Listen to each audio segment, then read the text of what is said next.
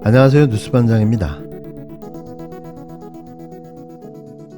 방통위원장으로 유력하게 거론되고 있는 이동관 특보를 둘러싸고 부인 인사청탁 논란까지 불거졌습니다. 언론 보도에 따르면 이동관 특보 부인이 이동관 특보가 대통령실 홍보수석 비서관이던 2010년 1월 인사청탁과 함께 2천만 원이 든 돈봉투를 받은 사실이 법원 판결문을 통해 확인됐다는 보도였습니다.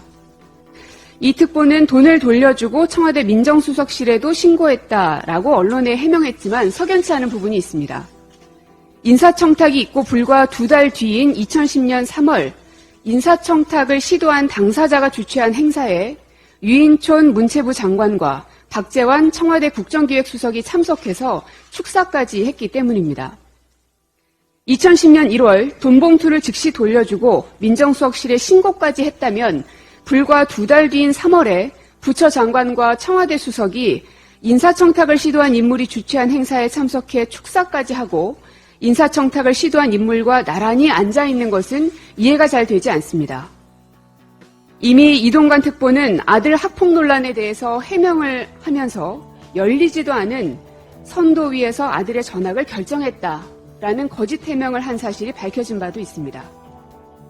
공직자로서 뇌물수수는 현행법 위반일 뿐 아니라 그 어떤 사안보다 중대한 결격 사유입니다. 이동관 특보는 해명을 회피할 게 아니라 국민 앞에 정확하게 해명하기 바랍니다. 이동관 특보의 부인이 인사청탁을 받으며 돈을 받은 시점이 언제입니까? 그리고 언제 다시 되돌려줬습니까? 그리고 청와대 민정수석실에 자진 신고했다고 했는데 정확히 언제 신고한 것입니까? 이동관 특보의 부인이 이 일로 경찰 조사까지 받은 만큼 이동관 특보는 그 시점을 정확하게 기억하고 있어야 마땅합니다. 아울러 이동관 특보는 아들의 학폭 논란, 본인의 언론 사찰, 그리고 부인의 청탁 의혹까지 이미 삼진 아웃입니다. 마치 고위공직자의 비리 종합 세트를 보고 있는 것만 같습니다. 윤 대통령은 국민을 이기려는 오만한 인사, 방송 장악용 인사를 거둬야 할 것입니다. 언론을 장악해 땡윤 뉴스로 도배된 윤석열 왕국을 꿈꾸신다면 지금이라도 꿈 깨시기 바랍니다. 정말이지 욕밖에는 나오지 않습니다. 어떻게 국민을 이토록 개무시할 수 있는 걸까요? 자격이 없다고, 안 된다고, 지난 이명박 정부 당시에도 방송 언론을 장악하고 길들이게 했던 자라고 수천 번, 아니 수만 번 지적하고 또 지적해왔는데요. 너희는 지져라. 나는 나의 길을 가겠다는 윤석열 대통령. 대체 이 근거 없는 자신감은 어디서 나오는 걸까요? 결국 MB 정권의 언론 탄압 선봉장이었던 이동관 씨를 방송통신위원장으로 지명했습니다. 사실상 임명으로 봐야 하는데요. 나머지는 그냥 요식 행위일 뿐인 거죠. 예측하신 대로 대통령께서 방송통신위원회 위원장으로 이동관 대통령 대외협력특별보좌관을 지명코자 합니다. 이동관 후보자는 언론계에 오래 종사하신 그야말로 언론계 중진으로서 대통령실 대변인 또 홍보수석 비서관을 역임하셨습니다. 언론 분야에서 쌓은 풍부한 경험과 또 다양한 인간관계, 네트워킹, 리더십을 바탕으로 윤석열 정부의 방송통신 분야 국정과제를 추진할 적임자라고 생각합니다. 예. 우리 후보자 인사드리겠습니다. 보시죠.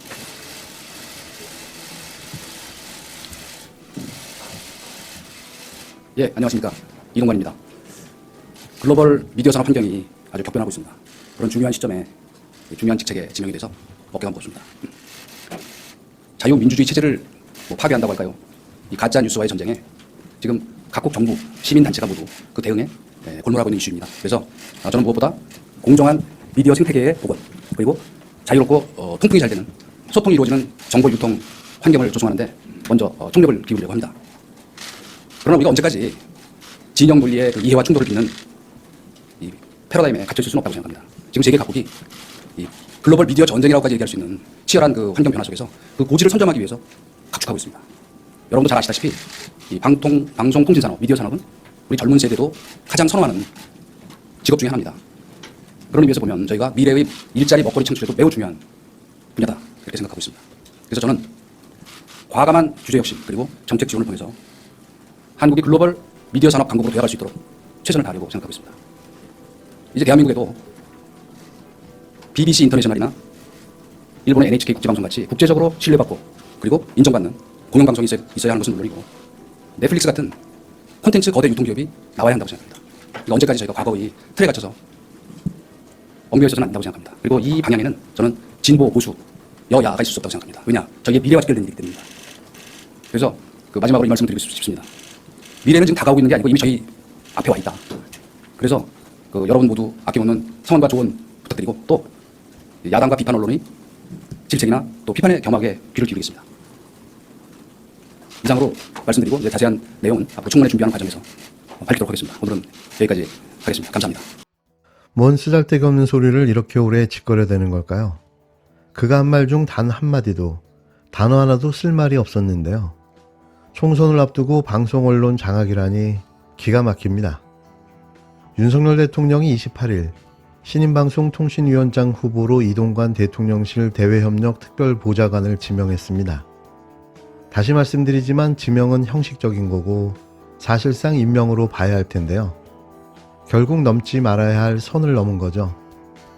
김대기 대통령 비서실장은 이날 서울 용산 청사에서 브리핑을 통해 이동관 후보자는 언론계에 오래 종사하신 언론계 중진으로 대통령실 대변인과 홍보수석 비서관을 역임했다며 언론계에 종사했던 풍부한 경험과 다양한 인간관계, 네트워킹, 리더십을 바탕으로 윤석열 정부의 방송통신 분야 국정과제를 추진할 적임자라고 생각한다고 밝혔습니다.